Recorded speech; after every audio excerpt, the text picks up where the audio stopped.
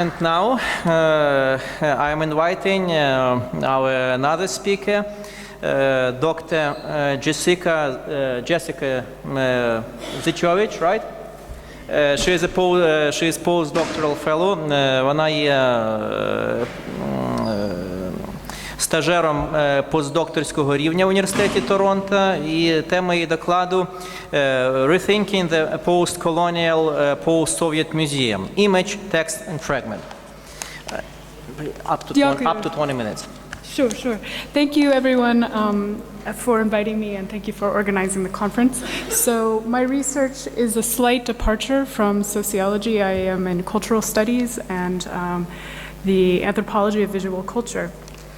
The central concern of my research is the question of how aesthetics evolve through social interaction and how image and text come to acquire wider collective social and ideological meaning.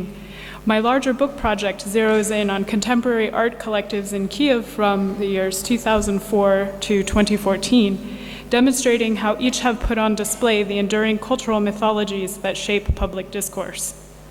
Today I will focus on recent initiatives and works produced by artists based at Kiev's Visual Culture Research Center. Perhaps some of you have heard of this center, an important venue for work which was founded in 2008. Just last year, the VCRC, I will refer to them as, created a biennale in Kiev and published a book entitled The Book of Kiev, which more or less functioned as a collection of oral histories and creative essays based on the emerging artists' generation and their experience of Kiev's urban space. I quote from the book: "The address of the booth selling scrap metal is on Mirnaya Street, a term which denotes both world and peace, though the street was formerly known as Chorny Yar, or Black Ravine. Nearly a century ago, local residents petitioned the city to change the name of their street. The notion of a black ravine called to mind a necropolis. No one wanted to rent a room there. Sign, seal, and deliver what you will, but give us peace," went the slogan. So the book has been translated into English and German and circulated and distributed quite widely, including abroad in Canada, where I'm currently based. There are approximately 20 artists in the VCRC, and they all contributed to this book, as well as perhaps some of you were involved in the events. There were many installations around the city, including this one by Nikita Kadan, a more established artist who has installed his works at other galleries around Kiev, including the Pinchuk Art Center. But what I find most interesting is the historical narratives that are emerging through the engagement of alternative spaces. Many old Soviet buildings, in fact, the VCRC has used for their collaborative projects. Just yesterday, they had an event in a forest, actually, here at Kiev.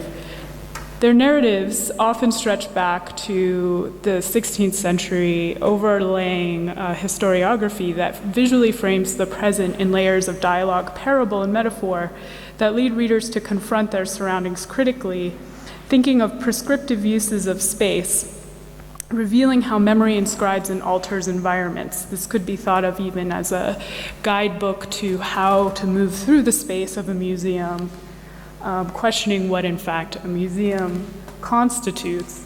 The book includes pictures from Maidan. Many of these artists participated on Maidan, and much of the formatting is taking advantage of the early modernist aesthetic, which was highly used by film giants of the Soviet era, such as Dovzhenko, based here in Kiev. But what I'm most interested in are the intergenerational aspects of the historical narratives coming from these projects, particularly women's intergenerational experiences of war and revolution, which are often the myths that define a generation and become the baseline for the writing of history and the design of cultural institutions and museums dealing with that history. So I will focus on two artists today, both women artists who have gotten their start in Kiev but since moved abroad and done work, mostly in London and other locations in the West.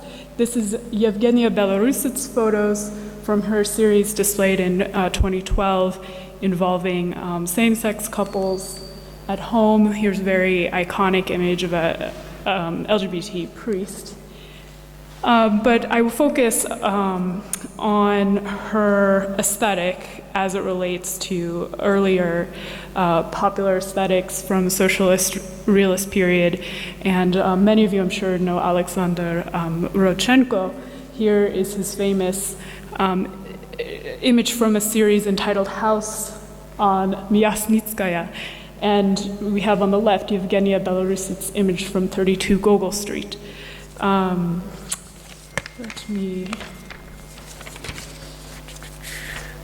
So these two photos are side-by-side images. They're striking similar in their usage of long shots, angular perspective, and geometric shape.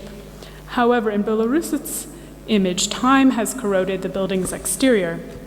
The square shape of the balcony and the walls reflecting the light to the left and the bottom of the frame give the viewer the impression of being boxed in. So where the futurist Rodchenko projected into his image the swiftness and power of the communist future, Belarusets' ideology conveys the passage of time differently. Here, the balcony is out of reach, it's defunct and deserted. So in her image, the revolution is over, but in Rodchenko's image, we see a vision or an imagining of the future. So there's a difference between how time is functioning in these two images.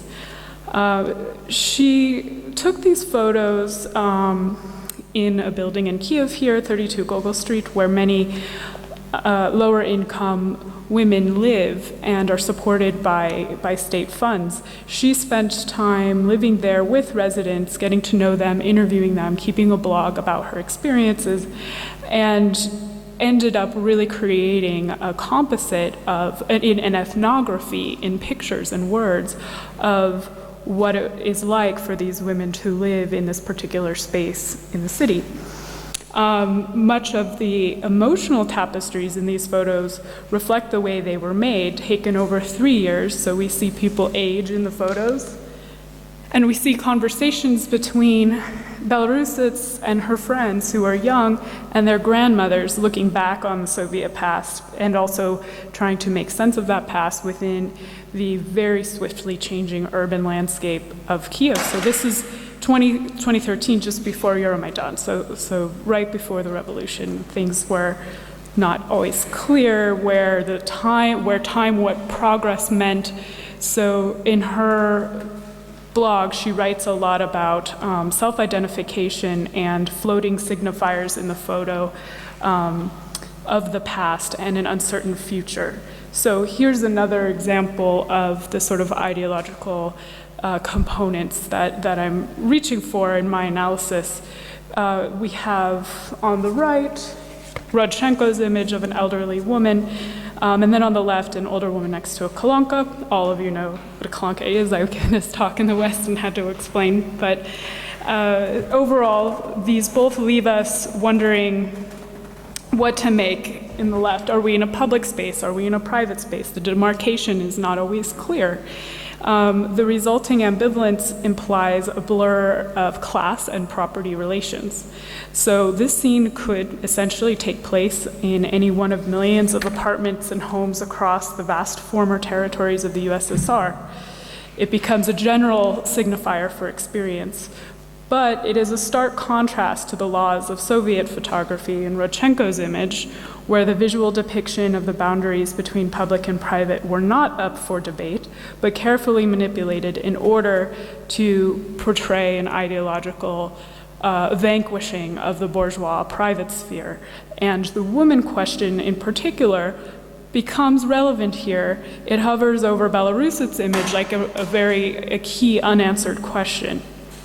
Rodchenko's photo features this elderly woman peering through a pair of spectacles, and she seems to be treated well by chance. But on the left, we see the material aftermath of the 20th century. We see even a nostalgia, or in Belarusets' own words, a nostalgia for another's nostalgia. looking for connection to her grandmother or to the elderly generation's experience. Here we have more images of what may be traditionally thought of as women's spaces, a kitchen, so there's a gendered component to these photos. But communal stoves, once a symbol of the revolution here, are now, shown in this way, this image of decay of the past. So I'll skip ahead. Here's just one image from her series about Maidan. She was there with her camera documenting things and often uses material items to stand in for crowds of people, sort of technique that was developed by the filmmaker Davzhenko with fields of sunflowers to stand in for a unified crowd. Here you see cabbages at the site of the Maidan. Another artist I want to talk about briefly is Alevtina Kahidze, and she's a graphic novelist. This is an image from her graphic novel entitled Strawberry Andreevna, Klubnika Andreevna, named after her mother, who still lives in the occupied Donetsk region where Kahidze was born. In an interview about the project, she states, "I didn't come up with this pseudonym on my own. It was given to my mother by her students, but that's all in the distant past, long before the war." So she talks a little bit about how her mother called her every day from the local cemetery when her town was occupied, because that was the only place with any cell phone reception. She writes, "It seems symbolic to me that the cemetery was the only place in Zhdanovka with a connection to the outside world." So she's also reaching again for connection with the generation of her mother and her experiences. We see a lot of her drawings using space, again, trying to show sort of the peripheral experiences of war, which are often women's experiences of war, not always directly involved in combat, but even civilian women too experiencing upheaval and change, and mapping that into the spaces of domesticity is one of her projects in this graphic novel. So here's another example. These are not highly technical drawings. They're almost childlike, many of them, but there are hundreds and hundreds of them, and together they form a very interesting novel or story that lasts over 500 pages. So it's quite a bit of material. I won't get to all of it. She involved Maidan as well. Okay. In her stories. And I just wanted to conclude that what we see essentially, what's emerging through these works is a cultural turn of the youngest generation in Ukraine that I see also in other parts of the world. It's, I think, a global turn that is defined by what they do not remember, the 20th century.